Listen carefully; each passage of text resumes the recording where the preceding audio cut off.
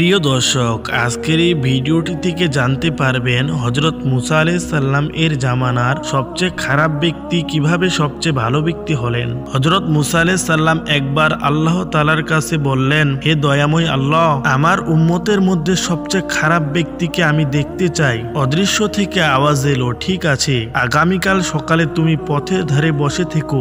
যে ব্যক্তি সর্বপ্রথম ওই পথ অতিক্রম করবে সে ব্যক্তি হলো তোমার উম্মতের মধ্যে সবচেয়ে খারাপ। হযরত মুসা আলাইহিস সালাম ঠিক সময় মতো নির্দিষ্ট স্থানে বসলেন। কিছুক্ষণ পর দেখলেন এক ব্যক্তি একটি ছেলেকে নিয়ে তাকে অতিক্রম করলো। হযরত মুসা আলাইহিস সালাম তাকে দেখে মনে মনে বললেন, ও এই ব্যক্তি আমার উম্মতের মধ্যে সবচেয়ে খারাপ। কিছুক্ষণ পর হযরত মুসা আলাইহিস সালামের ইচ্ছে হলো তার উম্মতের মধ্যে সবচেয়ে ভালো ব্যক্তিকে দেখতে। আল্লাহর নিকট এবার বললেন, হে দয়াময় আল্লাহ, এবার আমার উম্মতের মধ্যে সবচেয়ে ভালো ব্যক্তিকে আমি দেখতে চাই। আওয়াজ এলো, হে মুসা, পথের ধারে বসো।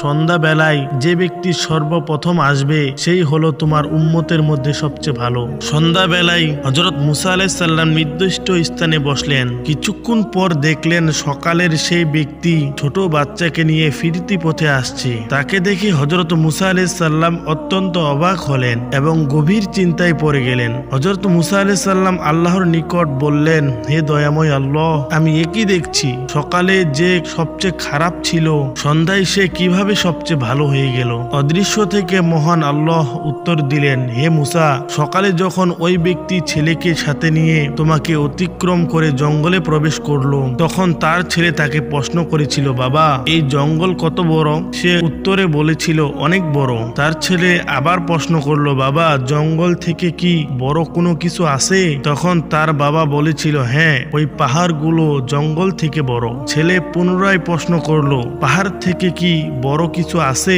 তার বাবা বলল, আছে, ওই আকাশ। ছেলে আবার প্রশ্ন করলো, আকাশ থেকে কি বড় কিছু আছে?